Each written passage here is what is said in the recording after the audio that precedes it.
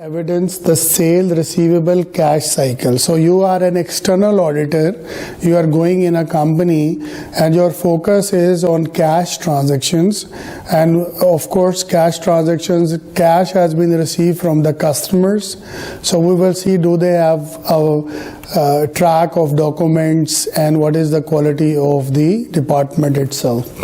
Substantive testing of sale and receivable. Substance is the word, means when we see the actual papers and we go in detailed transactions, we saw the vouchers and what is annexed with it, that will be a substantive testing. We have test of control, that is for checking the quality of the department.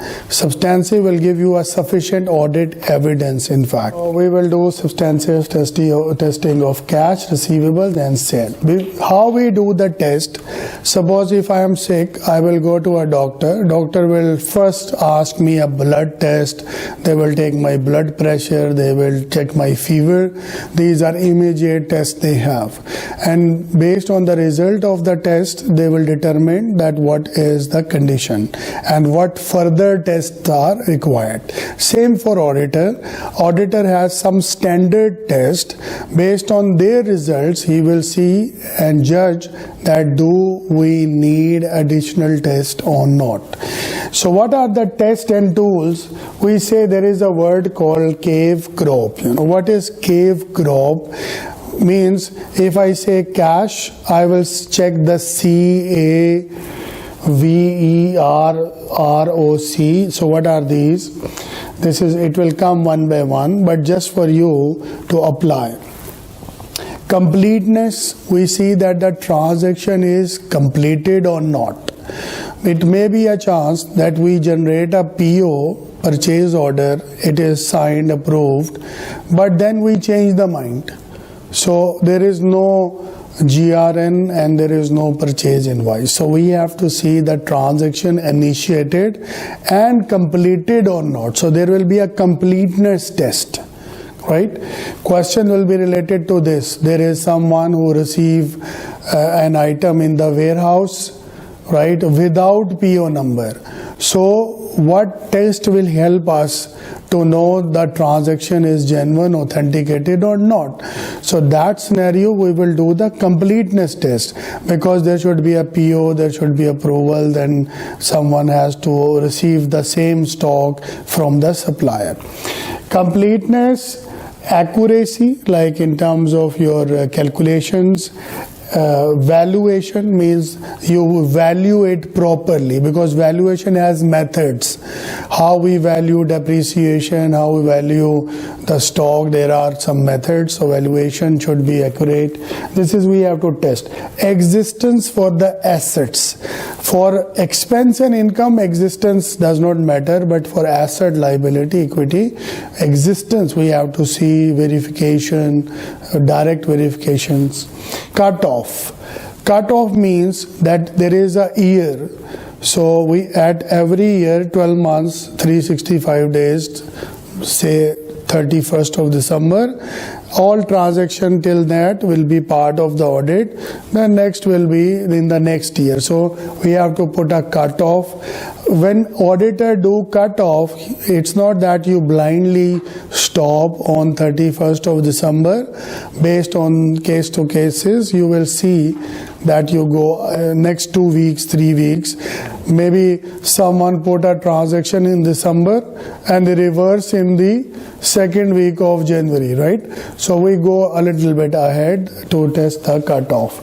Then we have recording, then we have occurrence, then we have another C, that is for calculation. So these all we have to test one by one. Now in the whole chapter we will try to apply this cave crop related to cash receivables. First of all, he says that what is account receivable? These are created when we made sales on credit. If we make a sale on cash, it does not create a receivable. Immediately transaction will be settled. But account receivables are those who has been created as a part of credit sales.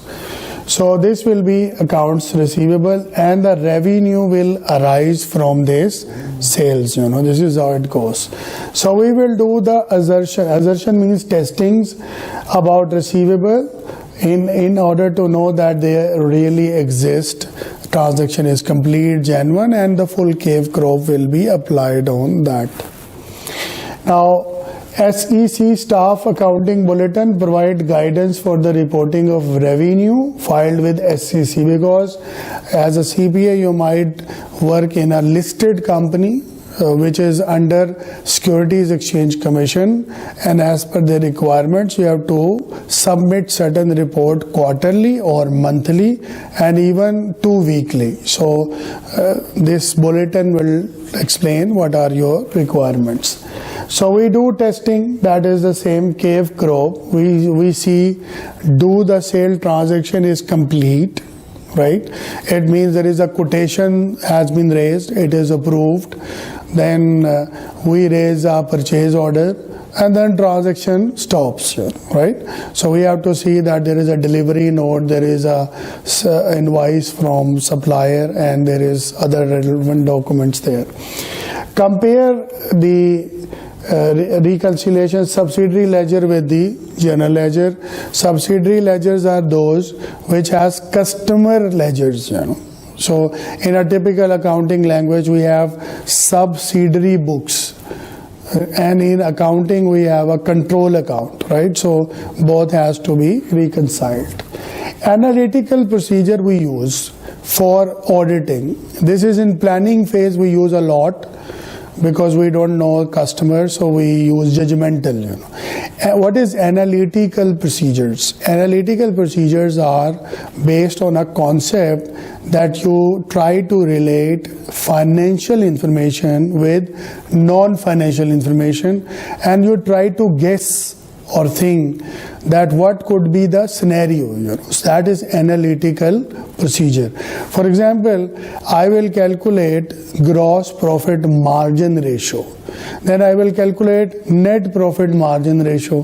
Then I will see that if gross profit is 10%, right? So and expenses are maybe 30%. After this, so means I should be in net loss, but I am in profit, for example. So my payroll account salaries are 2 million, number of employees are 10, so there is makes no sense. We have to create relationship between financial, we have to see stock movement versus sale figure, cash receiving against the sale, so that will lead us to some conclusion about genuineness of the transactions. So we use analytical procedures. What is analytical procedure? Comparison, time series analysis, ratio analysis, and taking financial information, compare it with the non-financial information. This is as senior you become in auditing, as strong your analytical procedures start becoming.